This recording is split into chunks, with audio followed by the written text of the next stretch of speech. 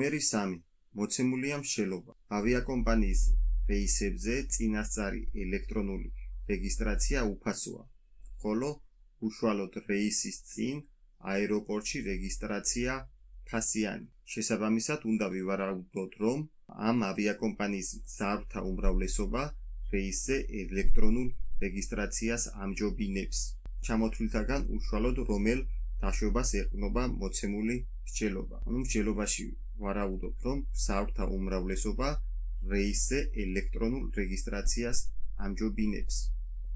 წავიკითხოთ პირველი. მსგავსი ავიაკომპანიების ბილეთები კონკურენტებთან შედარებით დაბალი ფასებით გამოირჩევა. ეს არანაირად არ ვიცით, ამიტომ პირველი აშკარად გამოირიცხა. მგზავრთა უმეტესობა ცდილობს, რომ მგზავრობასთან დაკავშირებული დამატებითი ხარჯები შეძლებისდაგვარად შეამციროს და ეს იქნება სწორი, რადგან ცდილობენ ხარჯის შემცირებას. ხარჯის შემცირება პირდაპირ ასოცირდება ელექტრონულ რეგისტრაციასთან, რადგან ელექტრონული რეგისტრაცია უფასოა. ამიტომ ამ ელექტრონული რეგისტრაციის წყალობით ზოგავენ დამატებით ხარჯებს. ამიტომ B იქნება სწორი. მოდი წავიკითხოთ სხვა პირობებიც.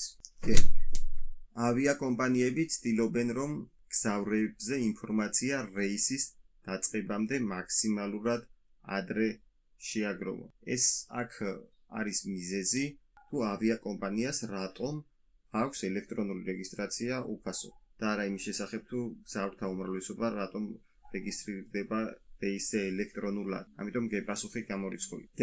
ელექტრონული რეგისტრაცია ავტომატიზებული პროცესია, ხოლო აეროპორტში რეგისტრაციას ადამიანური რესურსი ჭირდება, რაც დამატებით ხარჯებთანაა დაკავშირებული. ესეც მიზეზია იმისი, თუ ავიაკომპანიას რატომ აქვს ელექტრონული უფასო და პირდაპირ რეგისტრაცია ფასიანი. ჩვენ მოქმედებაში მგზავრთა გადაწყვეტილება გვაქვს, ამიტომ ესეც გამორიცხულია. მგზავრების აბსოლუტური უმრავლესობა ცდილობს, რომ შეცდომები მაქსიმალურად აღარიდოს თავიდან. ამიტომ სარეგისტრაციო პროცედურებს ავიაკომპანიების თანამშრომელს ანდობენ. ეს პირიქით ეწინააღმდეგება ვარაუდს, რომ უმრავლესობა ელექტრონულად რეგისტრირდება. ამიტომ ესეც გამორიცხულია. და როგორც ვთქვით, სწორი პასუხი არის B.